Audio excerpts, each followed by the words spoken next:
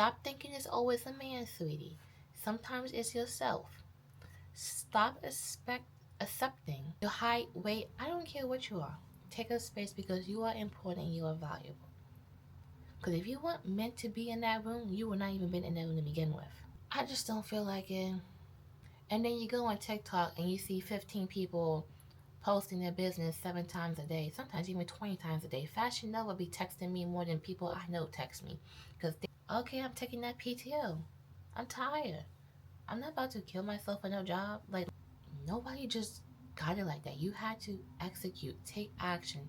It's going to be trial. Hello to my beautiful people. I know it's been a long time since I've sat down and talked to you guys, but we are going to talk about the 7 habits.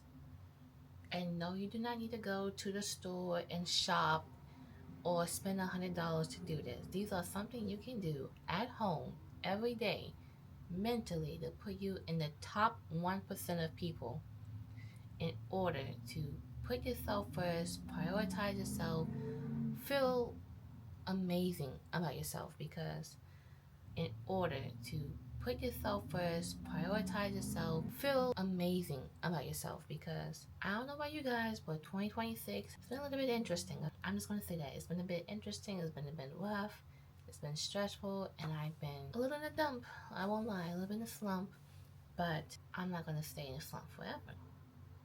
You guys are going to be there with me.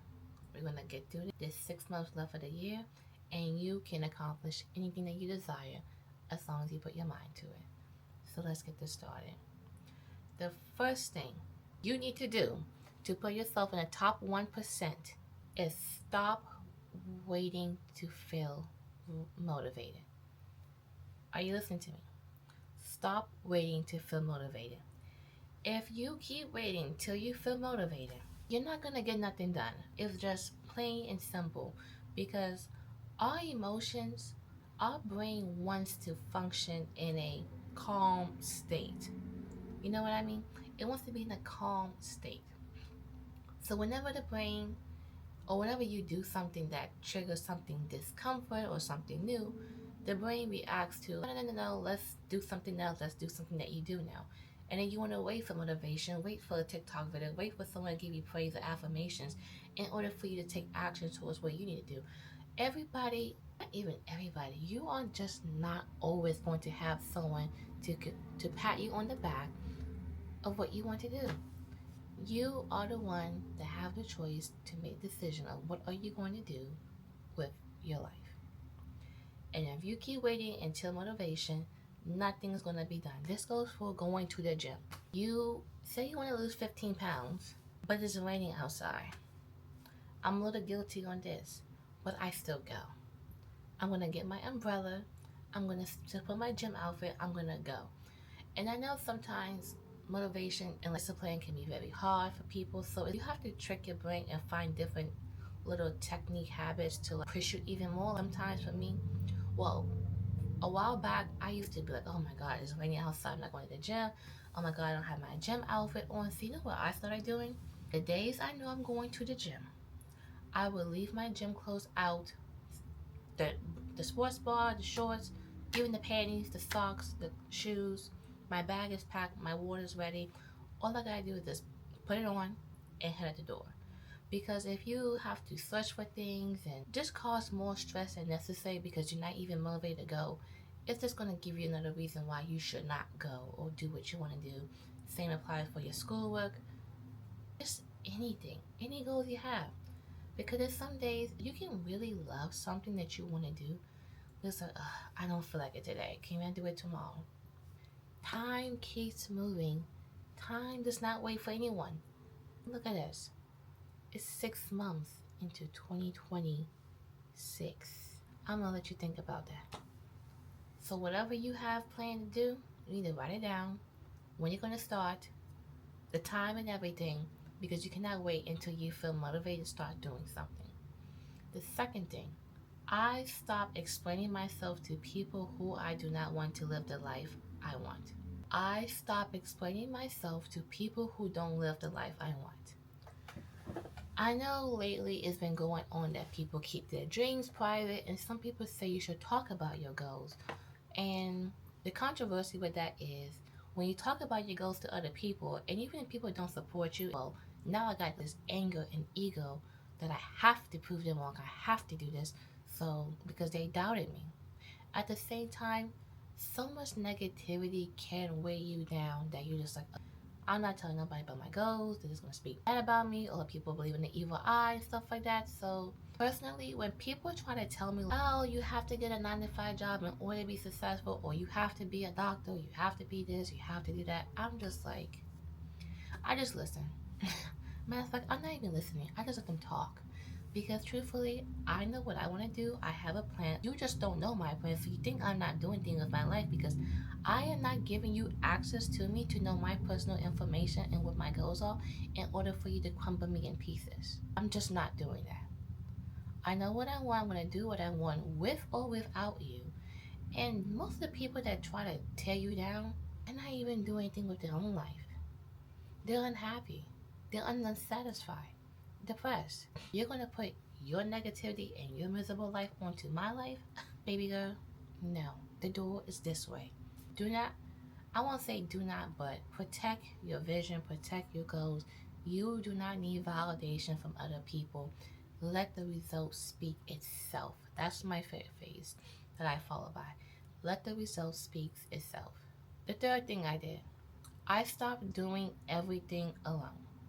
The top 1% of people ask questions, seek mentorship, join communities, and collaborate. You stop isolating and start leveraging support. Everybody thinks that in order to be successful, that means you don't ask for help. And I am guilty of this because even when I was in school, when I needed help with something, I would just sit there and struggle on my own and I wouldn't ask for help because I felt like asking for help is a weakness. No, if you want to grow your business and you need help and you need to learn different things, go ahead and book that mentorship. Go to networking events. Surround yourself with people in a positive environment that have the same ideas and mindset as you that can help you keep going. That can also help you get motivation too because it's like, wow, this other person's doing it too. They know stuff about this, so I can take what they learned onto my business so I won't repeat the same mistakes as well. Even go on YouTube and look up how do you make sales, how do you market a business, how to use AI, how to do anything. Because if you do everything on your own, sometimes you can get burnt out and overwhelmed and stressed because you don't even know yourself what you're doing. So you need the help. But you're refusing to get the help because you think it's a weakness. No, it's not weak. You need to join communities, interact with people. People always say networking. Honestly, in this day to day life, I feel like you have to interact with other people and network because you don't know what they have that can help you get on top of your game. They can help you or expose you to more things that you did not know about if you just stay in that room locked up. So you just have to. Trust me. The fourth thing, I stop consuming more than I curate. This does not have to apply to people who only want to be in social media and stuff like that. This goes for any career, anything you want to do in life. We are so focused on looking at what other people are doing, we do not even execute it ourselves. Well, oh my God, Joe, I want to start this business to sell makeup, but I just don't feel like it. And then you go on TikTok and you see 15 people posting their business 7 times a day, sometimes even 20 times a day. Fashion Nova be texting me more than people I know text me because they do not play. They are creating content every day, promoting themselves every day, putting their reps in every day. The same thing goes for school, a nursing degree, whatever you want to do in life. We can't keep dilly dallying too much. It's fun to go shopping and all, but don't be dilly dallying about your goals and then another year goes by, you haven't accomplished anything. No, we're not doing that, babes. You need to start acting on your goals. Stop sitting down and waiting for someone to knock at your door to help you. It's just not going to happen. So stop curating, stop consuming, and start curating. Because you know what you want, you know what you have to do, but you're not doing it. And you keep consuming social media. Social media is one of the most blessings and the most dangerous things because we think that people just wake up to be what they are. No, they had to work and grind, but we don't see that behind the scenes because people only show the highlight. Social media is a highlight reel, and I do agree. Because why would someone want to post all the sad things they're going through, all the hardships? And then we see all these people we admire, and even regular day-to-day jobs people have. Like, oh my God, he's such a great nurse, he's such an amazing doctor, and they're like, oh, I had to fly to different countries, I had to get a visa and all this type of stuff, and I had to retake my classes that I already took in a different country. I had to learn a new language. Nobody just got it like that. You had to execute, take action. It's gonna be trial, it's gonna be errors, it's gonna be good days, it's gonna be bad days, but you have to keep going. The fifth thing, I stopped ignoring my energy. You need to learn how to rest before you burn out. Your feminine energy will disappear, and you need to start building routines that support your body, not drain it. I know people, if you know me personally, I work 3 jobs. I'm a full-time medical receptionist at an urgent care, and I work for 2 catering companies serving for celebrities and Congress people and stuff like that. And when I do the catering, sometimes I'm working like 3 to 11. It might be 5 to 9, 4 to 9, 4 to 8. It might be 6 a.m. to 10 a.m. Each event is something different, so there's no set time frames. And I'm also a full-time college student. Hopefully, I graduate this December. And I don't play with my wellness. I go to the gym 5 times a week, minimum 4. And after my 12-hour shifts, I will go to the gym. So I don't go to the gym before I go to work because I know it's gonna really make me tired and fall asleep at school at work. So I go to the gym after work. Or the days I have my catering shifts, I'll go to the gym in the morning and stuff like that. But the reason why I'm able to do so much and not burn out and keep myself under control is because I have a routine and I created systems to make it easier for me. I'm a full-time college student. I have to graduate. But where am I going to find the time to do my schoolwork? I cannot do my schoolwork at my catering job because I'm always serving people and on my feet for the entire shift. At my urgent care, that's when I'm doing my schoolwork. To make my life easy, I'm doing my schoolwork while I'm at work. The days that I have my catering shift, I'm going to wake up at 7 a.m. and I'm going to go to the gym for my hour and a half. I'm going to get my 10K steps. And then I'm going to come in. I'm a meal prep for the week. And I like to take a nap before I go to work when I do my catering shift. And then I get dressed and I feel good. I'm like, oh wow, it's a good day at work. It was easy and whatever. I built like different systems and routines to help me accomplish a lot of things in a minimum time frame. And that's how I'm able to stay proactive and still make time for my friends and family and everyone else and myself too. And the days I feel tired, I'm taking that PTO. I'm tired. I'm not about to kill myself for no job. Like my paycheck, I work more than my paycheck even is equivalent to. So no, baby. You have to know burnout. Especially if you're like the eldest daughter or you're like the caregiver or you're just someone always main priority. I know how you feel. It can be draining, stressful, tiring because you're just like, oh my God, why does it have to be me to do everything? I know how you feel. But you have to set boundaries with other people that respect that I'm tired. This is my day. This is my weekend. And I tell myself I'm going to go to the gym.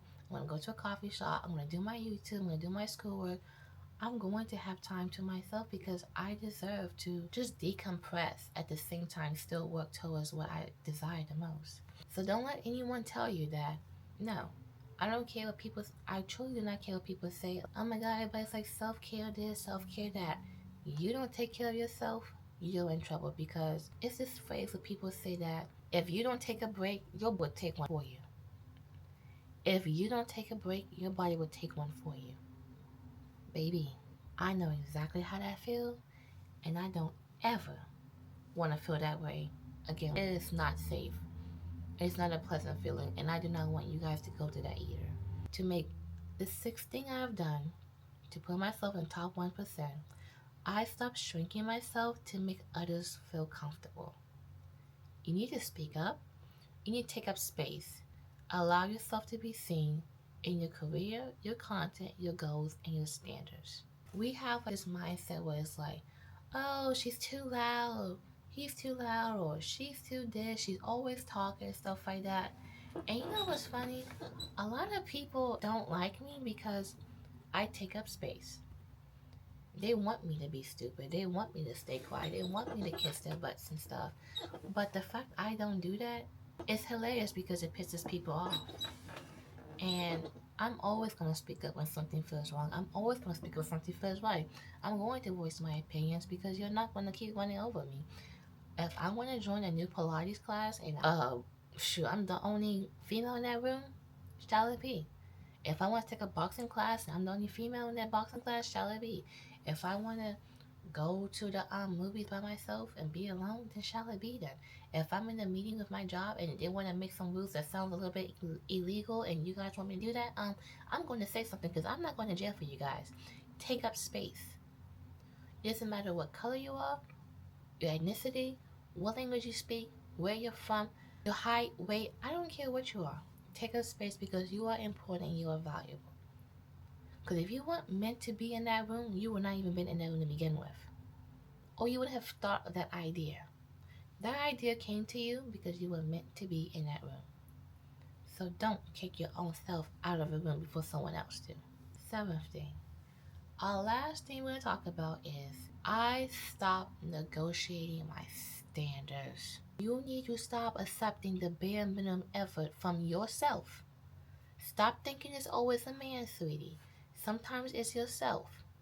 Stop accepting bare minimum standards from yourself and others. Your boundaries need to get tighter, your goals need to get clearer, and your life can start aligning. Does that sound so hard? No, sweetie. Everyone is like, I'm not taking the bare minimum man, I'm not taking the bare minimum friend, but then you're the one acting bare minimum yourself. Why aren't you taking yourself to that gym? Why aren't you putting effort into your business? Why aren't you reaching out to that friend? Phone works both ways too, sweetie. Why aren't you prioritizing yourself? Why aren't you getting out of bed? Get dressed up, get ready for the day. I don't care you lounge in the house all day. Why aren't you doing stuff for yourself that can help you feel better? Why don't you take a day, or just not even a day, take 20 minutes and sit down with a notebook and plan out all the goals that you want to accomplish in your life? Why don't you? Why does it always have to be other people that you expect them not to act a certain way because you won't tolerate this, and that, but then you're doing it to your own self? You need to make yourself marketable and valuable as well, not just other people. So, I hope you guys have learned from my 7 habits that I do to put myself in the top 1%. And this is not just for me, this is something that all of you guys should do. And I did not learn this overnight. I'm only 22, but every day I'm learning something new. Every day I'm watching a podcast. Every day I'm reading some self-help books. Every day I am doing something to educate me. Just because you're not in high school or college or anything like that, or trade school, that does not mean you need to stop learning. Education is a gift. Being educated, education is a gift. Taking care of yourself is a gift. All these things are blessings and gifts that we do not take advantage of because I'm not in school no more. I need to stop learning things. No, we are now in a time period where we have to teach ourselves our own things in order for us to succeed for the future. So I hope you guys enjoyed today's episode, and I can't wait to see you guys soon. Thank you.